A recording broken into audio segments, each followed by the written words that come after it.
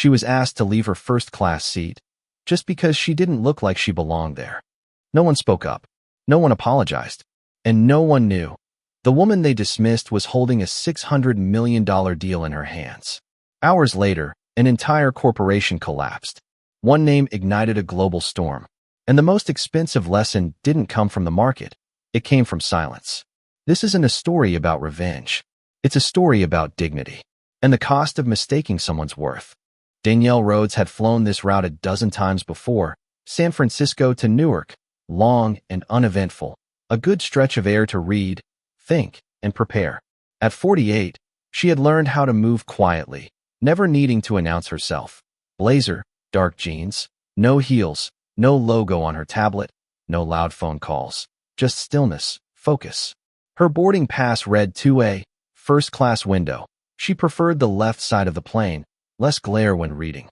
She tucked her tablet under her arm, offered a soft hi to the passenger in 2B, and sat down. That was supposed to be it. The flight attendant, young and new by the looks of her, approached with a smile that didn't quite reach her eyes. "Excuse me," she said, her voice tight. "Can I see your boarding pass again?" Danielle blinked, confused, but handed it over.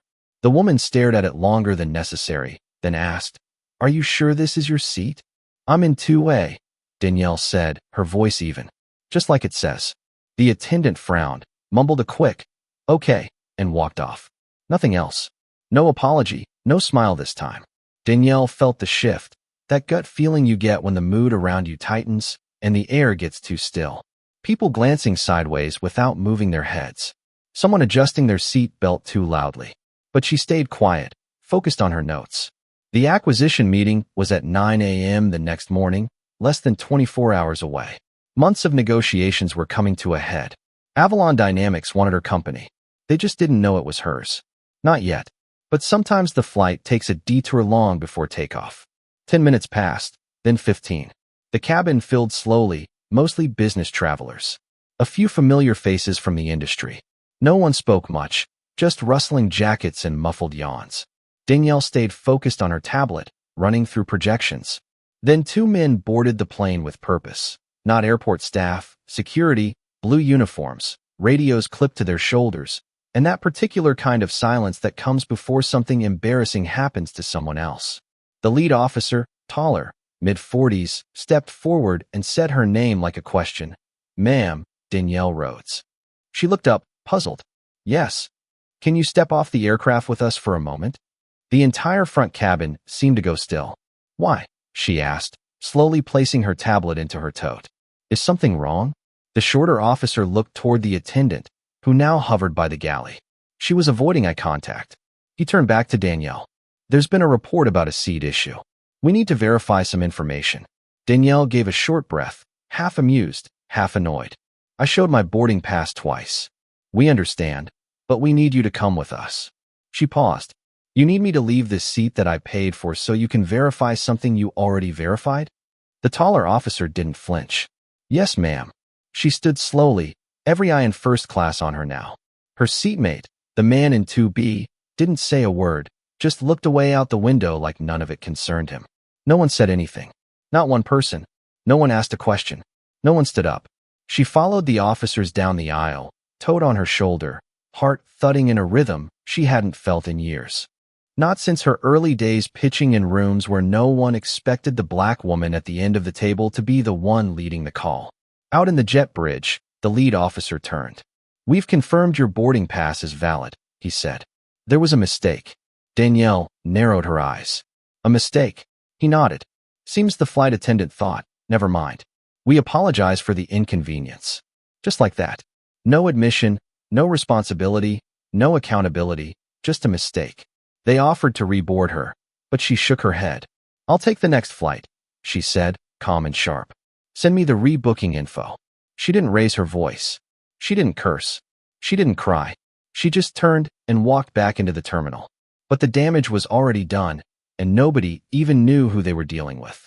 She didn't grab a coffee, didn't scroll on her phone, didn't vent into the void of social media.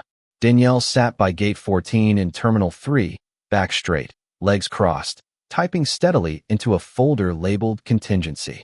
A young gate agent approached hesitantly, holding out a fresh boarding pass.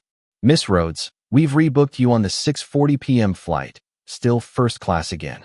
We're really sorry about the earlier situation." Danielle looked up. "Do you know what the situation actually was?" she asked, voice steady. The agent shifted. There was a seat mix-up, I think." Danielle held her gaze. "That's what they told you." He hesitated. "That's all I was given, ma'am." She nodded. "Thanks." He left quickly. She tapped her tablet again, opened the private notes she'd made for tomorrow's boardroom presentation, Project Elan.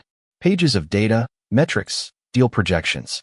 Their executives thought they were buying just another startup to plug into their aerospace tech portfolio. What they didn't know, what no one knew yet, was that she was the founder, sole shareholder, and majority decision-maker of Rhodes Systems, the company they'd been chasing for 8 months. She had kept it private by design. Her strategy was always the same: lead from the shadows until the ink dried, then let the world find out. But now that deal was dead. Not because of the money, not even because of the public humiliation, but because she'd seen enough. And Avalon Dynamics was about to feel the cost. She boarded the evening flight without incident. Same seat, 2A, different crew. No apologies this time, just stiff smiles and polite nods. When the wheels lifted off the tarmac, Danielle closed her eyes and exhaled deeply.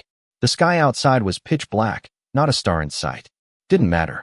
She had her own direction. But when she landed, she wasn't heading to a boardroom. She was heading for the kill switch. The car service was already waiting when she landed at Newark Liberty. Midnight traffic was light. Danielle didn't say much. The driver asked if she needed the radio. She shook her head. He didn't ask again. By 1:15 a.m., she was back in her Tribeca apartment, lights low, city humming somewhere in the background. She kicked off her shoes, poured herself a small glass of ginger tea, and opened her laptop at the kitchen island. One new email from Avalon's head of corporate development. "Looking forward to locking things in tomorrow. Board is excited to meet you in person." She stared at it for a second, then hit reply. Subject: change of body effective immediately. Rhodes Systems will be withdrawing from all acquisition talks with Avalon Dynamics. We are no longer interested in any form of partnership or merger. No further communication is necessary. Best SB. She clicked send. No explanation. No long statement. Let them figure it out. Let the confusion bloom. She didn't know them clarity. They never offered her any. Danielle leaned back and closed her laptop. The tea had gone cold. Her phone buzzed, a text from her assistant. "Just got a ping. Avalon's team is already checking in for the 9 a.m. meet. Should I cancel the room?"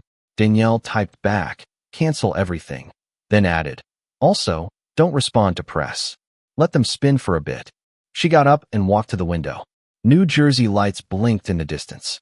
From this height, the world looked small, manageable, understandable, and just like that, Avalon Dynamics lost a $600 million deal over a moment they couldn't even describe properly.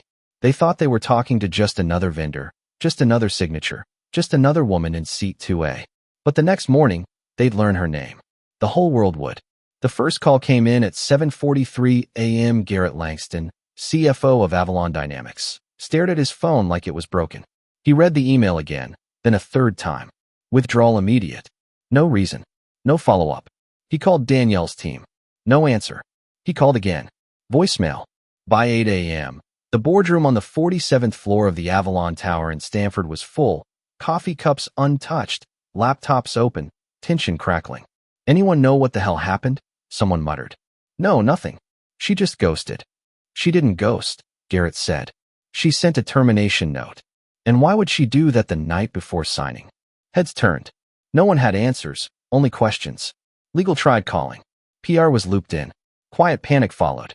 Then the first whisper hit Twitter. A blurry video clip.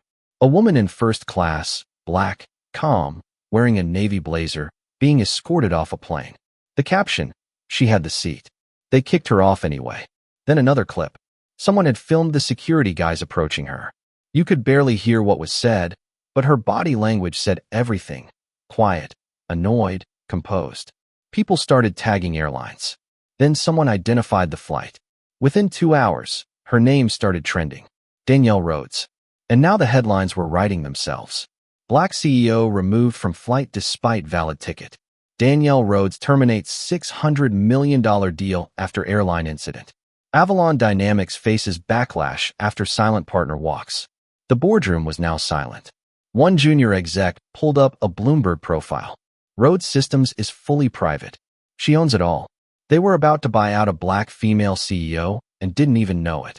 Someone else chimed in. She's been building this tech for 8 years. Quietly. Smart. No leaks. Garrett rubbed his forehead. We didn't even know what she looked like. We never thought to check. Silence again. Then someone from marketing said it out loud. Do you think she backed out because of the plane thing? Garrett didn't respond, but everyone already knew the answer. And outside those glass walls, the stock had already started to fall. Danielle didn't make a statement at first.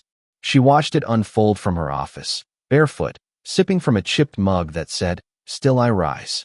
Headlines stacked up like dominoes. Video clips on every feed. Comment sections flooded. Black business leaders, civil rights attorneys, and former colleagues all chimed in. Not one of them was surprised, but they were all paying attention now. By day 2, Avalon stock had dropped 7%.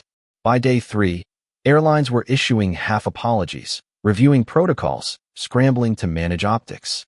On day 4, Danielle opened her email and typed a message addressed to no one in particular, just to whom it may concern. Then she shared it with the world. Statement from Danielle Rhodes. I was escorted off a plane because someone didn't think I belonged in the seat I paid for. Not because of a threat, not because of policy, because of perception. You saw a black woman in first class and decided that was suspicious. You didn't ask for my name. You didn't check your bias. You didn't speak. You just watched. I wasn't loud. I didn't resist. I didn't cry. I got off the plane. And hours later, I ended a $600 million deal. That wasn't revenge. That was clarity. This isn't about business. This is about dignity. And you don't get to buy mine. SB. The statement was shared across platforms. Within hours, it was quoted by Fortune, CNN, The Verge, and TechCrunch. People reposted it with their own stories. Times they were questioned, doubted, watched too closely, especially in places they'd earned access to. Avalon Dynamics never recovered the deal. Investors started asking tougher questions. The board reshuffled by the end of the quarter. But none of that mattered to Danielle. She never said the airline's name, never gave the security guards' faces any attention. She didn't have to. She reminded people of something they keep forgetting. You can't measure someone's value by what you expect them to look like. And just because someone doesn't make noise when you disrespect them, doesn't mean they won't make a decision that changes everything. So the next time you see someone in a space you didn't expect, maybe think twice before assuming they're lost. They might be the reason your company exists, or doesn't. What does your silence cost? Speak up. Be better. Respect people, especially when no one's watching.